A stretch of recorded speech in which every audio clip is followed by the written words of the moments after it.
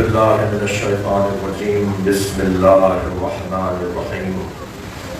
الحمد لله الذي لا يبلغ مدحه القائلون ولا يحصي نعماءه العادون ولا يعدي حقه المجتهدون، الذي ليس لصفته حد محدود ولا نعت موجود ولا وقت معدود ولا أجل ممدود، فطر الخلائق بقدرته ونشر الرياح برحمته. الصلاة والسلام على الرسول المسدد المصطفى الأمجد المحمود الأحمد سيدنا ومولانا ومولى الكونين جد الحسن والحسين معاني والقاسم محمد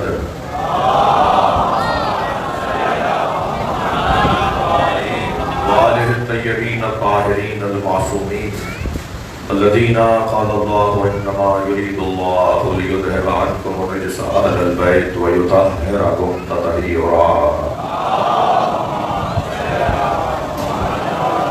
ولعنة الله على أعدائهم أجمعين من يوم عداوتهم إلى قيام يوم الدين. أما بعد، قال الحكيم في قرآن الكريم. بسم الله الرحمن الرحيم. النبي أولى بالمؤمنين من أنفسهم وأزواجه أمهاتهم وأولو الأرحام بعضهم أولى ببعض. صلوات.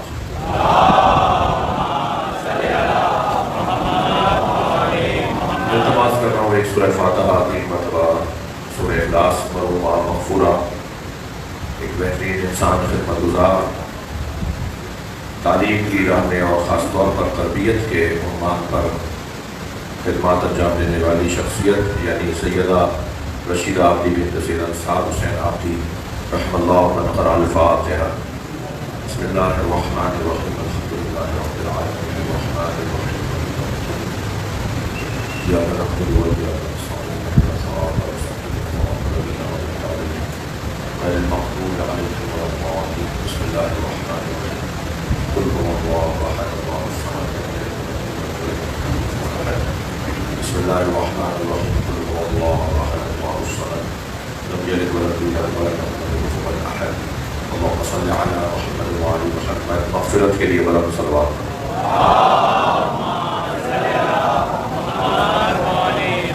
اس سے بہتر صلوات پڑھی جا سکتی ہے.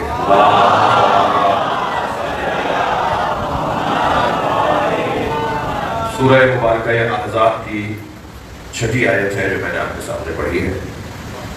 آیت نمبر 6. اللہ اپنے اس کلام میں ارشاد فرما رہا ہے النبی اولیٰ بالمؤمنین من انفسہم. بتحقیق میرا آخری نبی، میرا یہ پیارا نبی، میرا یہ خاتم نبی، میرا یہ نبی مرسل مومنین سے اولیٰ ہے. النبی اولیٰ بالمؤمنین من انفسہم. خود مومنین سے، ان کی ذات سے، ان سے میرا نبی اولیٰ ہے.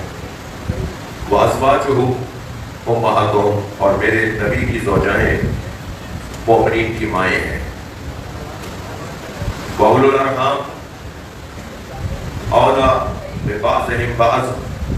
اور نبی کے رشتہ داروں میں بعض رشتہ دار بعض رشتہ داروں سے اولیٰ ہے. صلوات پڑھیں ذرا محمد وآلہ. اور بلند صلوات نبی کی ذات میں.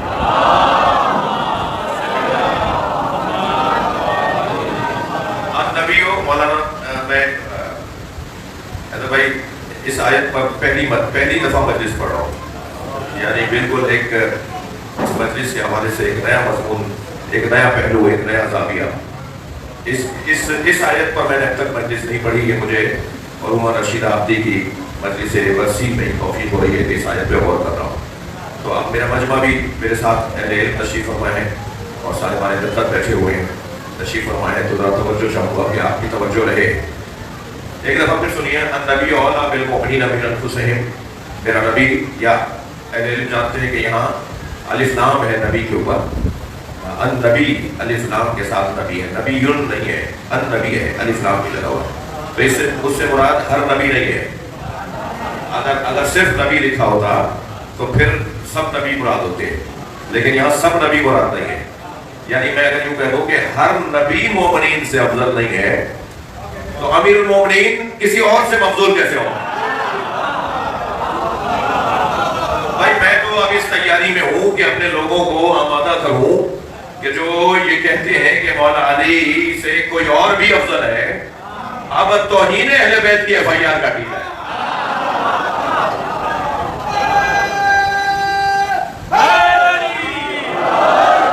جو ہر بات مولا علی سے پوچھتے تھے، جن کا گزارا علی کے بغیر نہیں تھا، آپ کی سماعتیں میرے ساتھ ہیں، جو یہ کہتے تھے کہ اگر علی نہ ہو تو ہم ہلاک ہو جائیں، آپ کہہ رہے ہیں کہ وہ علی سے افضل ہے؟ یعنی خود وہ یہ کہتے تھے کہ ہمارا گزارا علی کے بغیر نہیں ہے۔ لب تلد النساء مثل علی بن ابی طالب، علی بن ابی طالب جیسا بچہ کسی ماں نے جنا ہی نہیں۔ جو یہ کہتا تھا، جو یہ کہے، تم کہہ رہو کہ وہ علی سے افضل ہے؟ تو اب اس پہ تیاری ہونی چاہیے کہ اب ہماری طرف سے تیاری ہو کہ یہ توہین اہل بیت ہے۔ مولا علی سے کسی کو، نبی کے علاوہ کسی کو، نبی سے تو نبی تو افضل ہے مولا علی سے، بات نبی کی نہیں ہو رہی، مومنین میں سے، امت میں سے کسی کو اگر علی سے افضل کہا جائے گا تو یہ اہل بیت کی توہین ہے۔ سلوات پڑھے محمد و آل محمد۔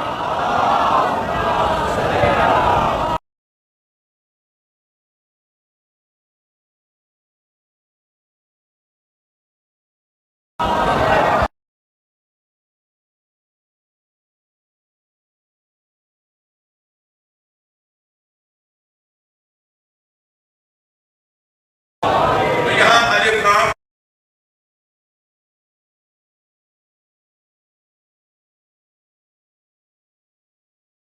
ہے، ہر نبی مراد نہیں ہے، بلکہ نبی خاتم، نبی آخر، نبی مرسل، خاتم النبیین مراد ہے، یعنی سرکار دو جہاں مراد ہے، یعنی محمد مصطفیٰ صلی اللہ علیہ وآلہ وسلم مراد ہے۔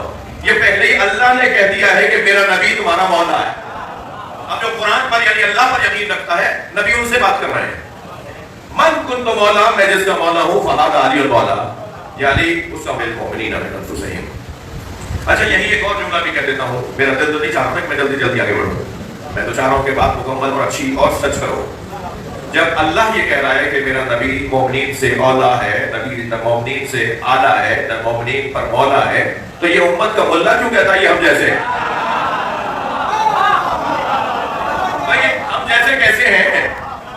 یعنی قرآن بھی کہہ رہا ہے یہ اولا ہے، اور یہ کہتے ہیں ہم جیسے ہیں، کوئی فرق نہیں ہے، کوئی فرق نہیں ہے۔ کبھی کبھی وہ جو بعض لوگ آپ کو نظر آتے ہوں گے مدینہ منورہ میں جو ٹوک رہے ہوتے ہیں کہ، تو آپ نے دیکھا ہوگا، وہ کہتے ہیں جی ہم جیسے ہیں، کوئی فرق نہیں ہے، یہ زندگی میں ہم جیسے تھے، رحلت کے بعد بھی ہم جیسے ہیں۔ تو انہیں مجھے سمجھ میں نہیں آتا کہ دعویٰ بھی انہی کا ہے کہ قرآن کافی ہے۔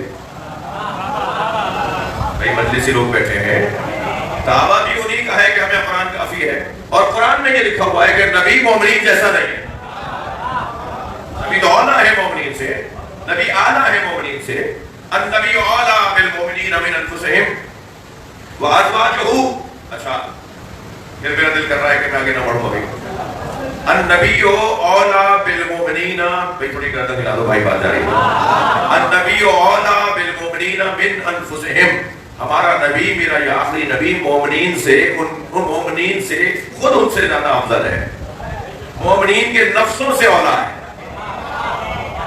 مومنین میں کوئی نہیں ہے جس کا نفس نبی جیسا ہو۔ میں ابھی اور لفظوں کو بہتر کرنے کی کوشش کرتا ہوں، مومنین میں کوئی نہیں ہے جس کا نفس نبی کے نفس جیسا ہو۔ تو جو نبی کے نفس جیسا جس کا نفس نہیں ہے، وہ کیسے برابری کر رہا ہے اس کی جس کا نفس علی کہتا ہے؟ لیکن انفسنا فمن حاجک فیہ من بعد ما جاءک من العلم فقل تعالوا ندعو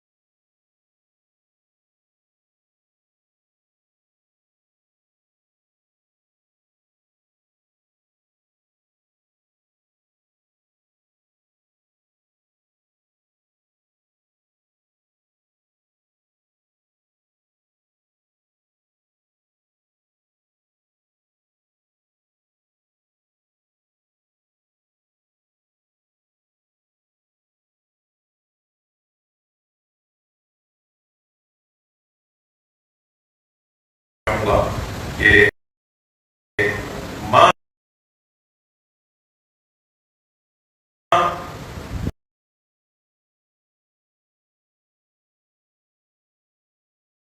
اور بیٹے میں پردہ نہیں ہوتا.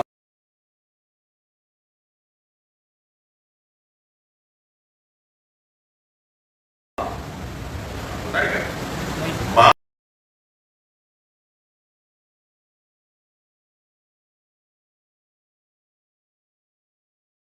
اور بیٹے میں کوئی پردہ نہیں ہوتا. اگر یہ مومنین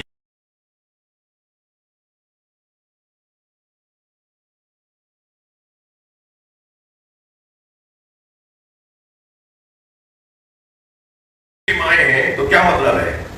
ان سے پردہ نہیں ہے.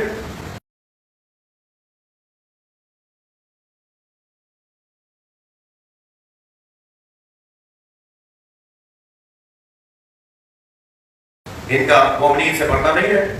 ایک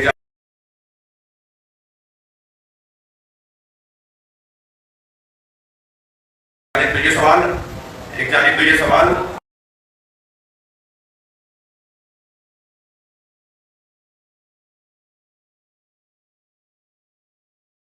کہ یہ اگر ماں ہے تو کیا مومنین سے ان کا پردہ نہیں ہے؟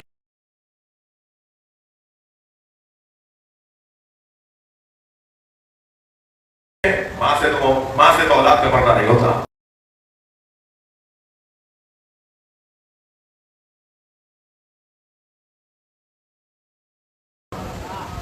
بچے تو ماں سے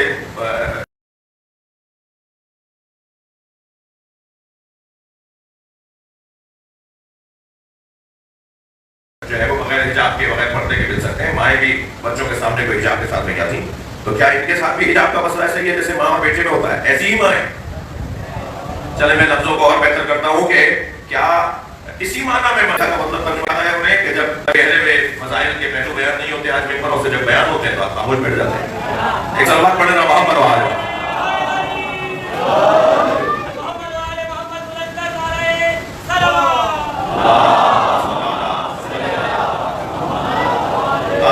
زیادہ سنگین گفتگو تو مولانا آپ لوگ تو حیدر بھائی توجہ. مولانا کیا ترجمہ کرنا چاہ رہے ہیں؟ ترجمہ یہ کرنا چاہ رہے ہیں کہ نبی مکرم نے فرمایا کہ اپنا آنا و امنا کو ہم اپنے بیٹے لاتے ہیں تو اپنے بیٹے لاؤ، نساء آنا و نساء کو ہم اپنی عورتیں لاتے ہیں تو اپنی عورتیں لاؤ. تو اگر یہ تم نے طے کر دیا کہ نساء کا مطلب، نساء کے معنی عورتوں کے ہیں، تو پھر ہر جگہ یہی ترجمہ کرنا. یہ کیا بات ہوئی کہ اپنے مطلب کے اگر ترجمہ یہاں پر ہے تو یہاں وہ کر لیا، کہیں اور کوئی اور ترجمہ کر لیا. اگر نساء کا ادھر ترجمہ آپ عورت کر رہے ہیں تو پھر اس آیت میں کیا کریں گے؟ یا نساء نبی کیوں ترجمہ کر رہے ہیں کہ نبی کی زوجاؤں؟ سب نے ترجمہ لکھا یا نساء نبی ہے، نبی کی زوجاؤں. گھر نے ترجمہ ہے نبی کی عورتوں. تو عورتوں میں تو زوجائیں بھی آ جاتی ہیں، بیٹیاں بھی آ جاتی ہیں، خالائیں بھی آ جاتی ہیں. مگر یہاں قرآن بیٹیوں کو، خالاؤں کو کچھ نہیں کہہ رہا، قرآن صرف زوجاؤں کو کہہ رہا ہے. تو کیسے آپ نے یہاں ترجمہ کیا کہ اے نبی کی زوجاؤں، یا نساء نبی، اے نبی کی زوجاؤں؟ کیوں ترجمہ کر رہے ہیں؟ کیوں؟ آپ نے جواب یہ دیا کیونکہ قرینہ موجود ہے. اگر قرینہ موجود ہو تو پھر ترجمہ قرینے کے مطابق کیا جاتا ہے. یہ ہو گیا نا فیصلہ. تو جب یہاں قرینہ موجود ہے کہ نبی کی زوجاؤں سے متعلق اللہ نے کہا ہے، تو آپ نے ترجمہ نساء کا زوجہ کر دیا. تو وہاں بھی تو ایون کے ساتھ نساء کا لفظ آیا ہے، وہاں بھی تو قرینہ موجود ہے کہ ہم اپنے بیٹے لاتے ہیں تم اپنے بیٹے لاؤ. تو فوراً ترجمے میں بات آئے گی ہم اپنی بیٹیاں لاتے ہیں تم اپنی بیٹیاں لاؤ. سلوات پڑھنا محمد و آل محمد. بڑی نایت آپ کی توجہات کو. جی تو جاتے ہیں سب. اب ایک اور میں اپنی بات کو مضبوط کرنے کے لیے، اگر ہمیشہ نساء کا ترجمہ عورتیں کرنا ہے تو قرآن کی ایک اور آیت بھی ہے، اور آیت یہ ہے کہ یذبحون ابناءکم ویستحیون نساءکم. وہ تمہارے بیٹوں کو ذبح کرتے ہیں اور بیٹیوں کو چھوڑ دیتے ہیں. تو سب نے نساء کا ترجمہ بیٹیاں کیا ہے. جہاں جہاں ابن کے ساتھ نساء آئے گا وہاں ترجمہ بیٹی کیا جائے. سلوات پڑھے نا محمد و آل محمد.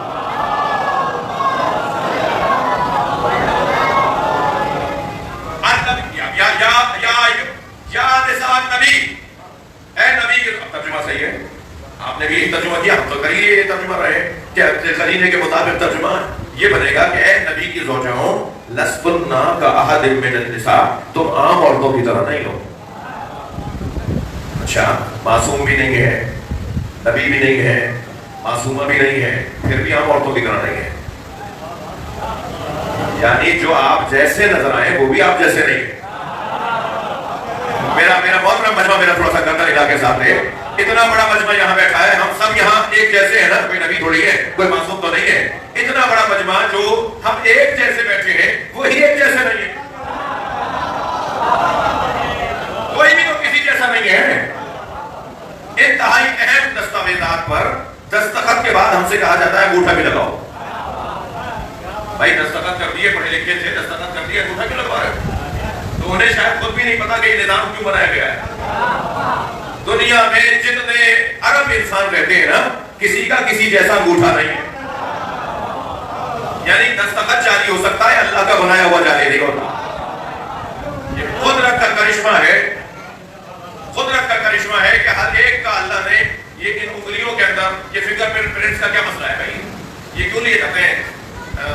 میرے پولیس کے دوست تشریف فرمائے ہیں، فوج کے دوست تشریف فرمائے ہیں. یہ جب تفتیش کر رہے ہوتے ہیں، جب یہ تحقیق کر رہے ہوتے ہیں تو انہیں بہت مدد کرتا ہے انگلیوں کے ہاتھ کے نشان.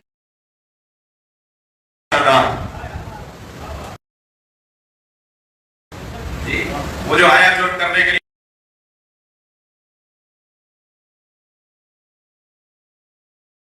جی اس نے لاکر کھولنے کے لیے مثال کے طور پہ کہیں ہاتھ دیوار پر یا لاکر بھی لگایا ہوگا.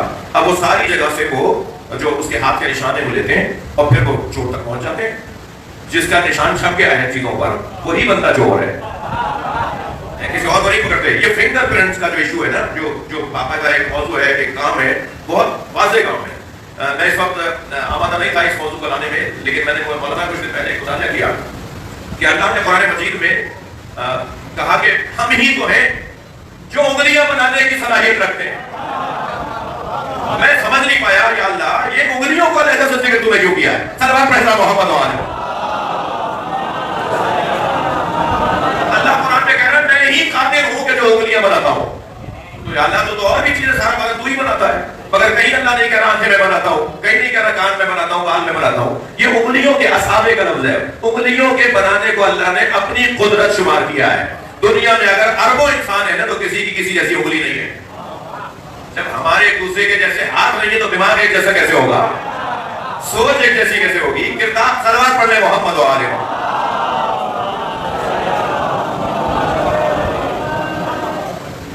توجہ ہے، بات تھوڑی سی اور آگے جائے. یہاں نبی کی زوجائیں کیسے امت کی مائیں ہیں، مومنین کی مائیں ہیں. بات حکم یہ ہے کہ کرنا فی بیوتکن، خبردار ولا تبرجن تبرج الجاہلیۃ الاولیٰ. خبردار گھروں سے باہر مت نکلنا، خبردار زمانہ جاہلیت کی طرح بن سنور کے باہر نہ آنا. قلنا قولا معروفا، اور جب بھی بات کرنا تو نبی تولی بات کرنا. جی یہ تو قرآن نبی مکرم کی زوجاؤں کو پردے کا حکم دے رہا ہے.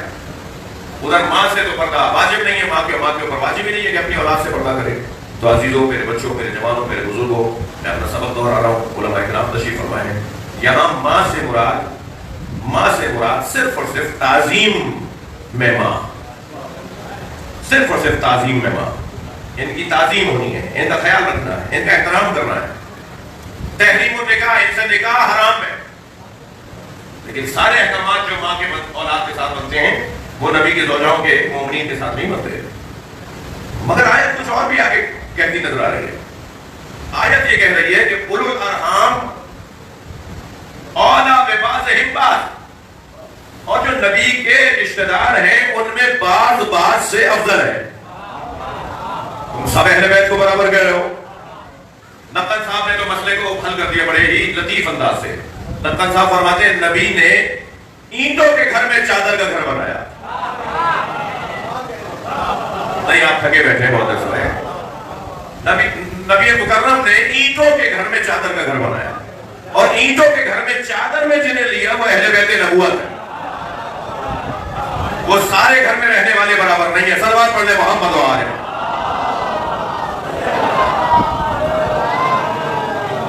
تھوڑا سا آگے آنے کا کہہ دوں آپ کو. احباب باہر جاتا ہو رہے ہیں، ایک صلوات پڑھتے ہوئے تھوڑا سا آگے آ جائیے. صلوات پڑھیے.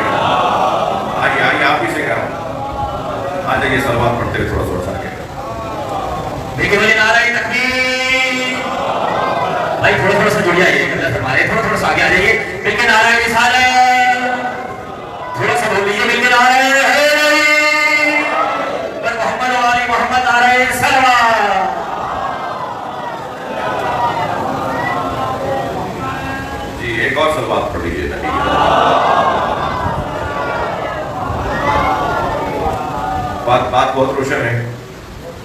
ماں ایک پیار بھرا لفظ ہے.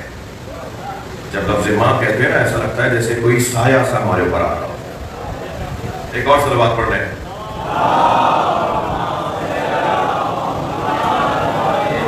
میرے بھائی شاہد پاکستانی تشریف لے آئے ہیں اور ابھی نماز خوانی کی ہوگی، نماز سنائیں گے اور اس ذکر سے متصل ایک اور ذکر بھی آگے بڑھے گا. میں اپنے مضمون کو شاید بھائی تھوڑا سا آگے بڑھاؤں. ماں دیکھیے خوش قسمتی ہے میری کہ اکثریت جوانوں کی ہے جو مجلس میں ہے. یقیناً ان کی مائیں زندہ ہیں اور ماں کا زندہ ہونا بہت بڑی نعمت ہے. جن کی مائیں زندہ ہے نا ان کے لیے گویا رحمت کا دروازہ کھلا ہوا ہے. بلکہ میں تو کیونکہ عام عوامی خطیب ہوں تو میں یہ بات بھی کہتے ہوئے چاہوں گا کہ گزروں کہ ہم بڑے بڑے پیروں فقیروں کے پاس دعاؤں کے لیے جاتے ہیں، مزاروں پہ جاتے ہیں اور دعا کروانے کے لیے جاتے ہیں. خود ہمارے گھر میں اللہ نے ہمارا ایک پیر رکھا ہوا ہے نا. یہ اللہ نے ہمارے گھر میں ہمارا پیر رکھا ہوا ہے. اس سے جا کر اگر کہتے ہو نا کہ آپ دعا کرتے ہیں تو یقین جانیے کہ شاید ان پیروں کی دعائیں قبول نہ ہوتی ہوں ہمارے لیے، لیکن اس پیر کی دعا قبول ہو. وجہ کیا ہے؟ وجہ کیا ہے؟ ماں واحد رشتہ ہے اور پھر اس کے بعد باپ. یعنی اگر ترتیب میں لیں گے تو ماں باپ میں اولا کون ہے؟ ماں باپ میں بھی اولا ماں ہے. ہاں یہ بڑی مشہور روایت، سرکار دو جہاں سے آ کر ایک صحابی نے کہا یا رسول اللہ میں خدمت کرنا چاہتا ہوں ماں باپ کی، مگر میں ایک وقت میں یا باپ کی کر سکتا ہوں یا ماں کی کر سکتا ہوں، تو میں کس کی خدمت کروں؟ سرکار نے فرمایا ماں کی. جو اس نے کہا یا رسول اللہ دوبارہ ایسے ہی موقع ملے تو میں باپ کی کروں یا ماں کی؟ سرکار نے فرمایا ماں کی. اس نے کہا یا رسول اللہ تیسری مرتبہ پھر ایسا ہی موقع ہو باپ کی خدمت کروں یا ماں کی؟ نبی نے فرمایا ماں کی. اس نے کہا یا رسول اللہ اگر چوتھی مرتبہ ایسا ہی ماحول بن جائے کہ میں ایک کی خدمت کر سکتا ہوں، ماں کی کروں یا باپ کی؟ سرکار نے فرمایا باپ کی. یعنی اگر تمہیں 4 موقع مل رہے ہیں تو 3 موقع ماں کے حوالے کرو. یہ آرزو ہے، نبی کی چاہت ہے، نبی کی خواہش ہے. خانہ کعبہ کو دیکھنے والوں تمہارے اپنے گھر میں ایک ایسا وجود ہے جسے دیکھنے کا ثواب کعبے کو دیکھنے کے برابر ہے.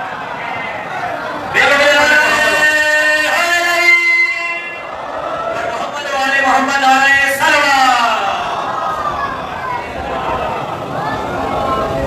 بہت بڑا وجود ہمارے گھروں میں. بچوں جوانوں سے کہہ رہا ہوں قدر کرو اپنی ماں کی. اہمیت جانو اپنی ماں کے زندہ رہنے کو اور ہونے کو. ماں عجیب رنگ ہے اس کا. ہر رشتے میں بہت عرصے سے یہ مجلس ہونے کی تیاریاں تھی تو میں جلدی نہیں کروں گا. شاید میں 10 منٹ اور رہوں گا.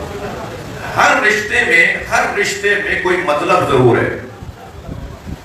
ہر رشتے میں کوئی مطلب ضرور ہے. حتیٰ بھائی سے مطلبی ہو جاتا ہے. حتیٰ چاچا بھتیجے سے اور بھتیجا چاچا سے مطلبی ہو جاتا ہے.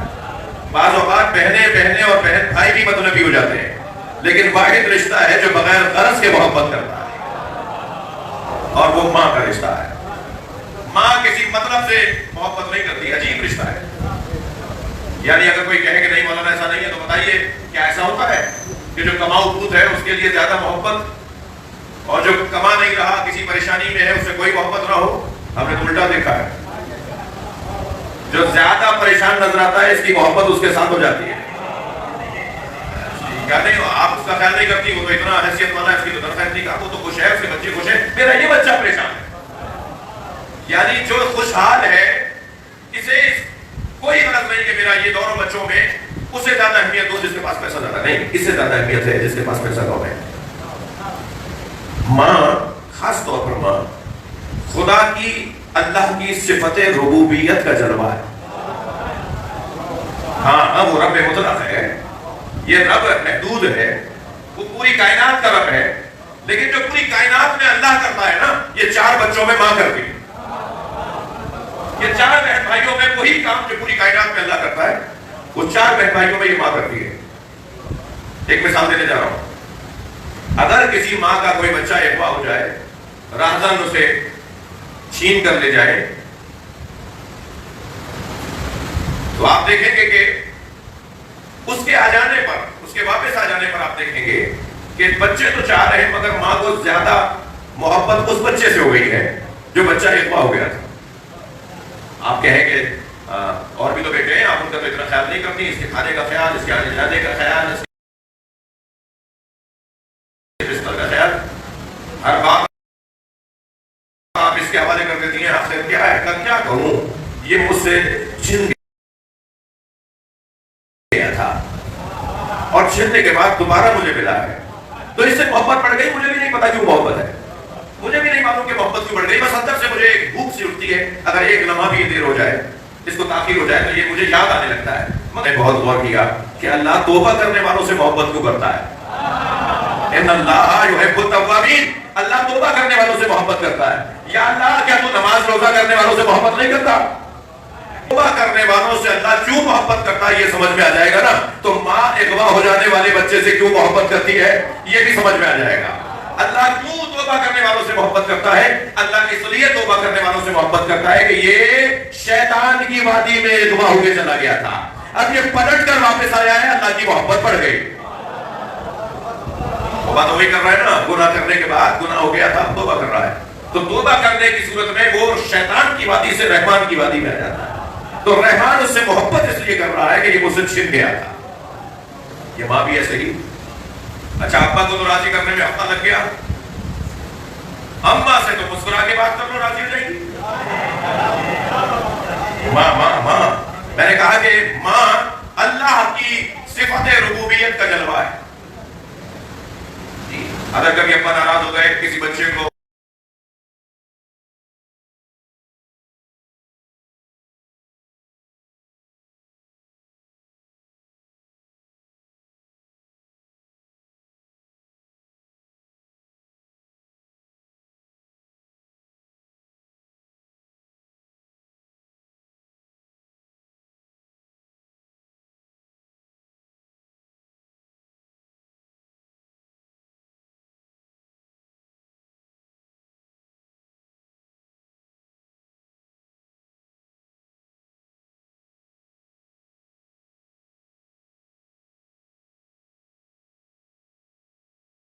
اس سے کہا خبردار گھر میں قدم نہیں رکھنا.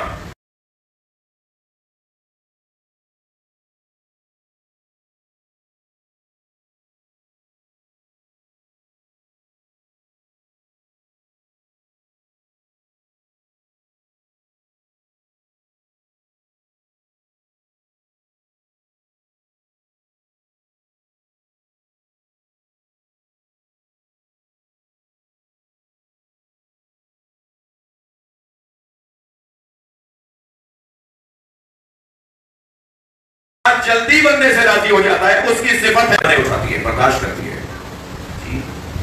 شاید یہی سبب ہے کہ باپ کی نسبت ماں کی فضیلت اس لیے زیادہ ہے کہ اللہ کے ہاں گنا نہیں جاتا ہے، تولا جاتا ہے. ابا نے اتنی مرتبہ تمہیں لا کے چیزیں دی ہیں، یہ نہیں گنا جاتا، تولا یہ جاتا ہے کہ تکلیفیں کس نے اٹھائی ہیں. باپ کی نسبت ماں تکلیفیں زیادہ اٹھاتی ہے.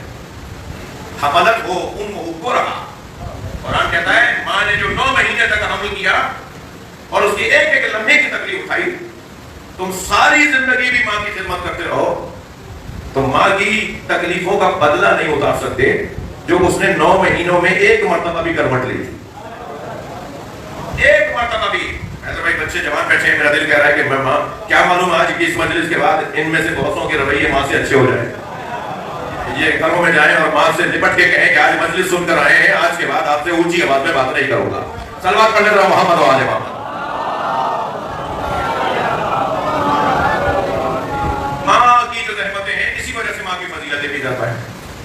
حضرت موسیٰ کی ماں نے کتنی تکلیف اٹھائی. پہلے تو 70,000 بچے اس بچے کی وجہ سے مارے گئے. میں کہتا ہوں ہر بچے کے مرنے پر سوچتی ہوں گی اب کہیں اس کا نمبر، اب کہیں یہ نہ مارا جائے.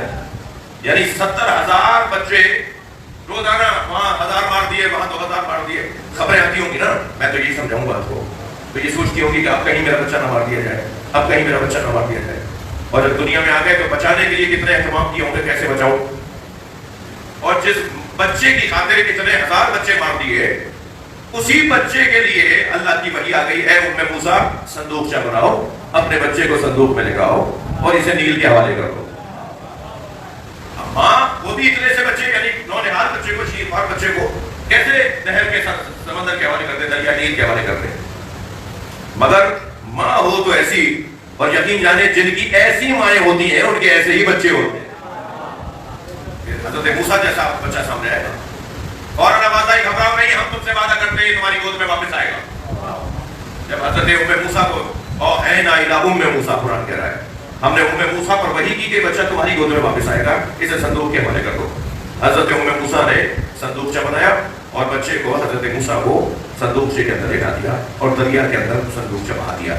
अब संदूकचा तैरता हुआ जा रहा है, पानी के अंदर तैरता हुआ जा रहा है, ये किनारे किनारे चल रही है, ये किनारे किनारे चल रही है कि कब मेरा बच्चा मेरी आंखों से उजला। वो जो संदूक तैर रहा था वो तैरता तैरता महल में चला गया, किसके? फिरौन के महल में। फिरौन ने अपना महल कुछ दरिया के अंदर भी बनाया होता है, कुछ हिस्सा दरिया का महल से गुजरता था, यानी दरिया महल से भी गुजरता था। एक मतलब वो संदूक तैरता हुआ महल के अंदर चला गया। अब इनके सामने तो दीवार आ गई, कहाँ है वो? मैं मूसा, इन्हें तो आगे आगे रास्ता ही नहीं है महल में जाने का। महल से तो आना है तो दरवाजे से आओ, वहाँ सिपाही खड़े हुए, एक मुसीबतों का सामना है। अब इनके सामने बच्चा नहीं है, अब कुछ नहीं पता कि महल में बच्चे के साथ क्या हो रहा है। उधर कभी ये दोनों यानी फिरौन और हजरत आसिया बिन्ते मुज़ाहिम ज़ौजाए फिरौन, अच्छा अजीब बात नहीं है, फिरौन को हम लानतुल्लाह अलैह कहते हैं और आसिया को हम अलैहिस्सलाम कहते हैं। अजीब बात है ना, यानी शौहर ऐसा और ज़ौजा ऐसी। ये कभी ऐसे दरिया के किनारे पर बैठकर दरिया की हवाओं से और दरिया की लहरों से महसूस होने का कभी इन्होंने इंतजाम नहीं किया, कभी हुआ ही नहीं ऐसा। उस दिन हजरत आसिया ने फिरौन से कहा कि चलिए कुछ देर के लिए दरिया के किनारे बैठते हैं। अब पहले तो मैं एक जुमला यही कह दूं कि हमारी अगर बच्चियां किसी ऐसे से ब्याह दी जाए, हमारे घर खानदान की बच्चियां, हमारी अजीजों की बच्चियां अगर किसी ऐसे से ब्याह दी जाए कि जिनमें सलीकों का इख्तिलाफ हो, जिसमें सलीके का इख्तिलाफ हो, मसलन ये लाइट जला के सोना चाहती है, वो लाइट बंद करके सोना चाहता है, मसलन ये मिर्च ज्यादा खाता है, वो मिर्च कम खाती है, मसलन वो ये रंग पसंद करता है बेड पर बेडशीट का और वो ये पसंद कर रही है कि ये वाला कलर तो मुझे पसंद ही नहीं है। तो ये सलीकों का इख्तिलाफ है। जहाँ सलीकों का इख्तिलाफ होता है वहाँ हमारा माशरा, मुहज़्ज़ब खानदानी लोग अपनी बच्चियों को गाड़ते हैं, यानी मैं पुरानी उर्दू में कह रहा हूँ, अपनी बच्चियों को समझाते हैं और कहते हैं कि बेटा गुजारा करो, साथ रहो, कभी तुम्हारी बात मान लेगा, कभी तुम उसकी बात मान लो। तो हमारे यहाँ सलीकों के इख्तिलाफ में तो बच्चियों को समझाया जाता है, मगर जहाँ अकीदों का इख्तिलाफ, यानी अकीदा ये कैसा ना हो तो अव्वल तो ब्याह दे देंगे, और अगर ब्याह भी दे तो फिर कुछ अर्से के बाद बच्ची घर आ जाती है कि भाई अकीदे का इख्तिलाफ है, वो तो ऐसा सोचता है, वो तो ऐसा मानता है। अब यहाँ देखिए दोनों में कितना शदीद अकीदे का इख्तिलाफ है। एक अल्लाह को मानता ही नहीं बल्कि खुद तो कहता है मैं अल्लाह हूं, और एक कायनात की 5 मुकद्दस औरतों में से एक औरत है जिसका जन्नत इंतजार कर रही है, यानी जन्नत जिसकी मुंतजिर हो उसमें से एक हजरत आसिया है। बीवी ऐसी, शौहर ऐसा। भाई मजलिसी लोग बैठे, मैं इशारे में बात करूंगा, मैंने तो तारीख में बहुत देखा है जहां जहां नामुनासिब शादियां हुई हैं वहां उन्हें औलाद नहीं दी अल्लाह ने। बड़ी लायत आपकी तवज्जो, सलवात पढ़ने जरा मोहम्मद है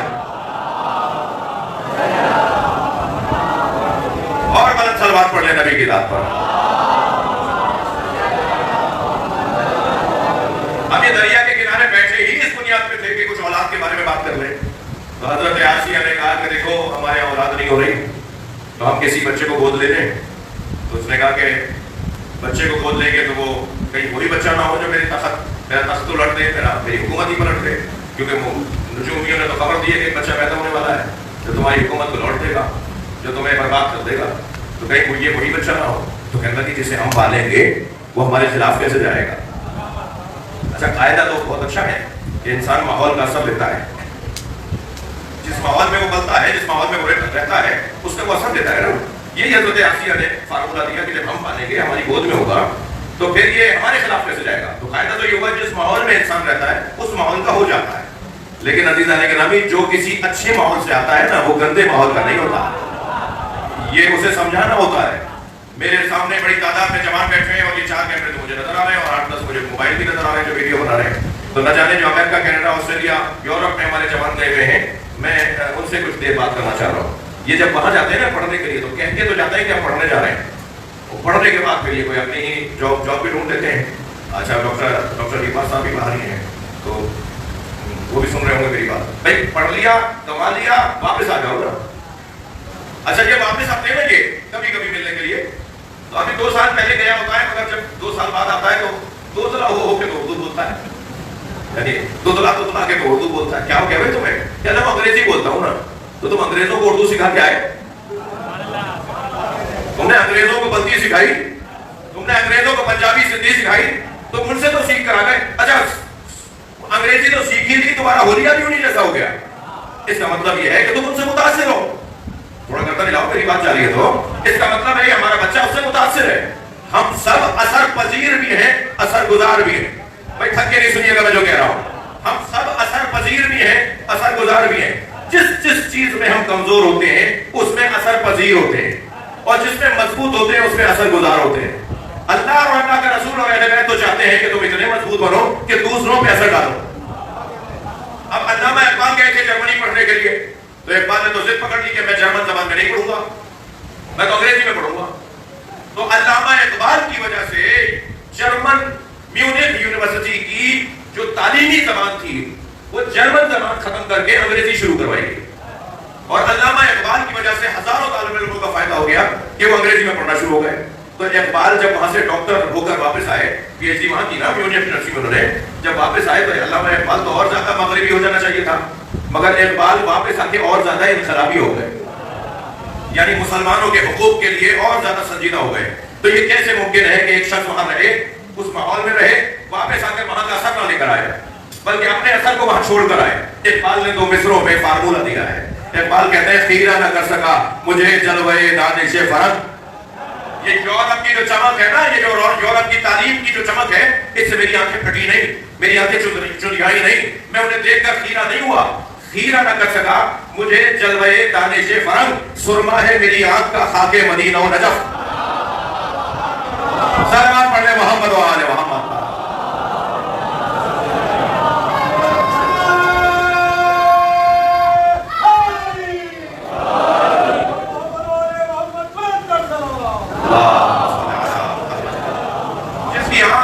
جس کی آنکھ میں مدنی سرما لگا ہوا ہو، جس کی آنکھ میں نجفی سرما لگا ہوا ہو، وہ اسی آنکھ سے تو دیکھے گا جس آنکھ سے مدینہ والا اور نجف والا دکھانا چاہتا ہے. کمزور ہو، ناتوان ہو، خالی ہاتھ ہو، فقیر ہو، جو تم دوسروں سے متاثر ہو رہے ہو، جس کے پاس علی جیسے مولا کی ولایت ہو، جس کے پاس اہل بیت کے کردار اور سیرت کے پہلو ہو، وہ کسی اور سے متاثر نہیں ہوتا بلکہ وہ متاثر کر کے آتا ہے. بات روشن ہے؟ ماں حضرت آسیہ نے یہ کہہ تو دیا کہ ہم پالیں گے تو یہ ہمارے خلاف کیسے جائے گا، مگر ہوا وہی جو بحث کر رہا ہوں، کیونکہ یہ وہاں کے تھے، یہاں کے تو تھے نہیں. اور جہاں سے آئے تھے وہ اس جگہ سے اچھی جگہ تھی، تو جس جگہ سے آئے تھے وہاں کا اثر انہوں نے یہاں چھوڑا. اور حضرت موسیٰ کی والدہ جب واپس گھر آ گئیں، بظاہر روتے پیٹتے واپس آ گئیں کہ میرا بچہ تو مجھ سے چھن گیا، اللہ نے مجھ سے کہا ہے کہ گود میں واپس لوٹاؤں گا، اللہ تیرا انتظار ہے کہ کب تو میرے بچے کو مجھے واپس لوٹائے. تو حضرت موسیٰ تو واپس ہو گئی، مگر جہاں ماں کا کردار مکمل ہو جاتا ہے نا، وہاں پھر بہن کا کردار شروع ہوتا ہے. بڑی نایت آپ کی توجہ. جہاں زہرا کا کردار مکمل ہو جائے وہاں پھر ثانیہ زہرا کا کردار شروع ہوتا ہے. لہذا موسیٰ گھر لوٹ آئیں، مگر اخت موسیٰ نے کہا کہ میں تو دربار میں جاؤں گی. حضرت موسیٰ کی بہن جن کا نام کلثوم لکھا ہے، وہ دروازے پہ جا کے کھڑی ہو گئی. لائن لگی ہوئی تھی سواریوں کی، دربار میں جانے والوں کی. انہیں ٹائم جگہ اس وقت میں نہیں ملا، موقع نہیں جانے دیا کہ صاحب وقت پورا ہو گیا، جتنے لوگوں کو اندر لینا تھا ہم نے لے لیا، اب تک آنا. اب یہ کل پھر آ کر کھڑی ہو گئی دروازے پر. اب ان کا نمبر آیا کہ اندر نہیں. اندر جو گئی تو دربار کی جتنی عورتیں تھیں سب ایک ہی بات پر پریشان نظر آئی کہ وہ جو کل بچہ آسیہ نے اور فرعون نے گود میں لے لیا اور اس کو پالنے کا ارادہ کر لیا کہ ہم ہی اسے پالیں گے، یہی ہمارا بچہ ہوگا، وہ تو کسی سے دودھ ہی نہیں لے رہا. اسے دودھ پلانے کی کوشش ہو رہی ہے، وہ تو دودھ ہی نہیں پی رہا. اور دربار میں کوئی خاتون بھی نہیں ہے کہ جو بچے کو دودھ پلا رہی ہو تو اس کو بھی پلا دے. اور جو دودھ اس کو دیا جا رہا ہے دوسری چیزوں کا، دوسرے جانوروں کا، وہ تو دودھ ہی نہیں لے رہا. وہ تو کل سے بھوکا ہے، کسی سے دودھ نہیں لے رہا، اور وہ مسلسل بھوک کی کیفیت میں ہے. اب کیا کریں، کہاں سے اس بچے کو دودھ پلایا جائے؟ تو جب یہ ہر عورت کو کہتے ہوئے سنا نا، تو اخت موسیٰ علیہ السلام نے ان میں سے ایک کنیز سے کہا کہ مجھے پتا ہے ایک خاتون کا کہ جو اس بچے کو دودھ پلا سکتی ہے. اب وہ وعدہ پورا ہوگا جو اللہ نے کیا تھا. سلوات پڑھنے محمد و آل محمد.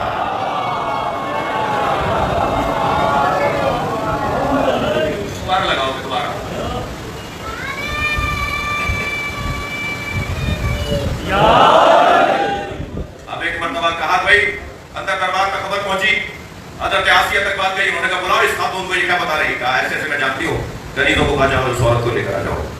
अब जब ये दौड़ती हुई घर आई ना, तो वहां से कहा अम्मा अल्लाह ने नहीं कहा था कि मैं मूसा को तुम्हारी गोद में लौटाऊंगा, अम्मा चलो दरबार में। अभी वहां गई है मगर माँ ने बताया नहीं कि मैं इसकी माँ हूँ। भाई जुमला कहूंगा, ऐसे आगे नहीं बढ़ूंगा।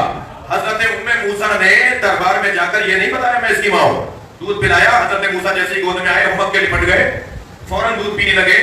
और उस वक्त तक दरबार में जाना रोजाना का जाना था जब तक हजरत मूसा को दूध पिलाने का दौरानिया मुकम्मल नहीं हो गया।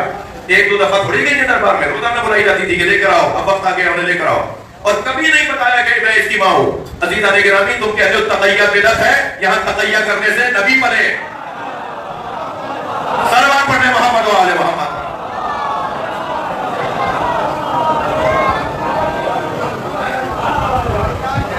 तक़य्या न होता तो हजरत मूसा भी न पल पाते। एक नबी की हयात मुकम्मल हुई है तक़य्ये से। और ये माँ है कि जो एक खास जिगर रखती है।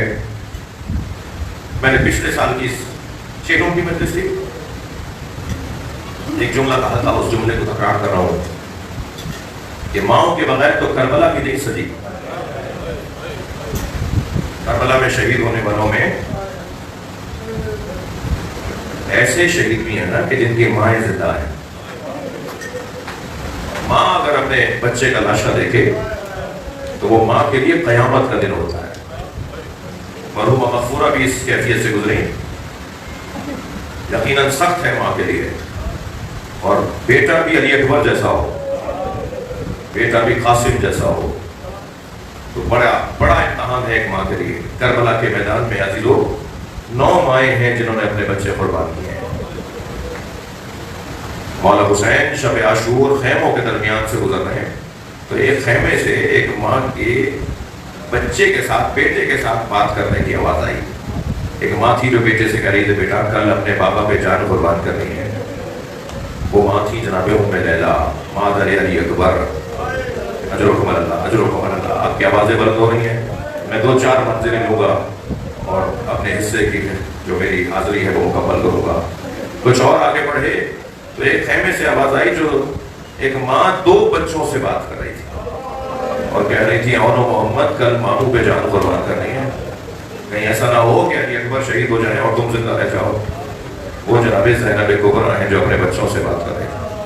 कुछ और आगे बढ़े तो एक माँ है जो अपने बच्चे से बात कर रही है, कासिम देखो मैं खैर खानदान की खातून हूँ, कल अगर तुमने अपनी कुर्बानी में ताखीर की तो कहीं ऐसा ना हो कि कोई कहे ये तरबियत का असर था। और वो माँ थी हजरत कासिम की माँ बीबी उम्मे फरवा। इमाम हुसैन कुछ और आगे बढ़े तो एक खैमे से आवाज आई, एक माँ अपने बच्चे से बातें कर रही थी मगर वो माँ ही बोल रही थी, बच्चे की तरफ से आवाज नहीं आ रही थी। और वो माँ वो थी जो झूला झूला झूला के कह रही थी असगर तुम तो घुटनियों भी नहीं चल पाते, तुम कल अपने पापा पे जान कैसे कुर्बान करोगे। यहाँ इमाम हुसैन से रहा नहीं गया, खैमे में आ गए। फरमाया रबाब तेरा बच्चा तो सारे शहीदों से आगे होगा। करबला के मैदान में जैसी कुर्बानी अजरुकुम अल्लाह तकल्लुफ करके ना रोया करें। जब आपकी आवाज बुलंद होती है ना तो इमाम जाफर सादिक दुआ देते हैं। मजलिस में ऐसे रोने का हुक्म है जैसे किसी जवान बेटे की मैयत पे मार हो रही होते हैं। इमाम ने फरमाया है रबाब तुम्हारा बच्चा तो सारे बच्चों से, सारे शहीदों से आगे नजर आएगा, मैं इसे करबला के मैदान में ले जाऊंगा। ये माएँ हैं हज़ारों, और ऐसे ऐसे हसीन बच्चों की माएँ हैं। हजरत कासिम का कटा हुआ सर नेज़े की अनी पर था। जब कूफे से शहीदों के सर गुजरने लगे ना, काफिला गुजरने लगा, तो एक कयाफा शनास ने सरों को देखकर तबसरे शुरू किए। कयाफा शनास का चेहरा देखकर बातें बताता था, तो हजरत अली अकबर का चेहरा देख के उनके हालात बताए कि ये जवान कैसा था। ऐसे ही हजरत अब्बास का चेहरा देखा। सारे चेहरे देखते देखते एक दफा उसकी निगाहें हजरत कासिम के चेहरे पे गई। तो चेहरे को देखकर उसने पहला जुमला तो ये कहा कफुल कतिल कमर। अब जो मक्तल का जुमला है ना, मैं वो बयान कर रहा हूँ। उसने हजरत कासिम का चेहरा देखकर कहा कफुल कतिल कमर, चांद जैसा लग रहा है। जो बच्चा दुश्मन की निगाह में चांद हो वो माँ की निगाह में कैसा होगा। अजरुकुम अल्लाह। मजलिस हो गई हज़ारों, मेरा दिल कह रहा है मेरे साथ एक और करबला की माँ को याद कर लो। और वो माँ है जिसने 4 बच्चों को कुर्बान किया मगर किसी एक बच्चे का लाशा नहीं देखा। वो माँ है उम्मुल बनीन। वो मदीना मुनव्वरा में है, हजरत अब्बास और उनके भाइयों के लाशें नहीं देखे हज़रत उम्मुल बनीन रोजाना जन्नतुल बकी जाती हैं, अपनी अंगुश्त शहादत से 4 कब्रों के निशान पर आती हैं और चारों बच्चों के नाम लेकर कहती हैं ला तदऊ उम्मुल बनीन, मुझे उम्मुल बनीन मत कहा करो, इसलिए कि उम्मुल बनीन तो बेटों की माँ को कहते हैं। मेरे वो बेटे कहाँ हैं जिनकी मैं माँ हूँ? अजरुकुम अल्लाह। बस मजलिस मेरे हिस्से का बयान मुकम्मल हुआ, एक मंजिल और आगे आ जाइए। बशीर इब्न जज़नम को जब इमाम सज्जाद ने फरमाया ना, बशीर जाओ जाके मदीने में सुनानी सुनाओ कि हुसैन का लूटा हुआ काफिला वापस आ गया। अल्लाहु अकबर। तो बशीर महल्ले महल्ले सुनानी सुना रहे थे, मरसिया पढ़ रहे थे। जब महल्ले बनी हाशिम में आए ना और उन्होंने आवाज लगाई है अहले यसरब, अब यसरब रहने के काबिल नहीं है, हुसैन का लूटा हुआ काफिला वापस आ गया।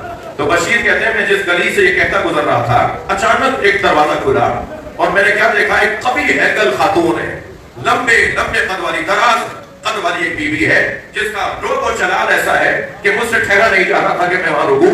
लेकिन मैंने क्या देखा कि वो कभी हैकल बीवी घर से बाहर आई, उसके कंधे पर एक बच्चा बैठा हुआ था, उसने एक हाथ में असा लिया हुआ था।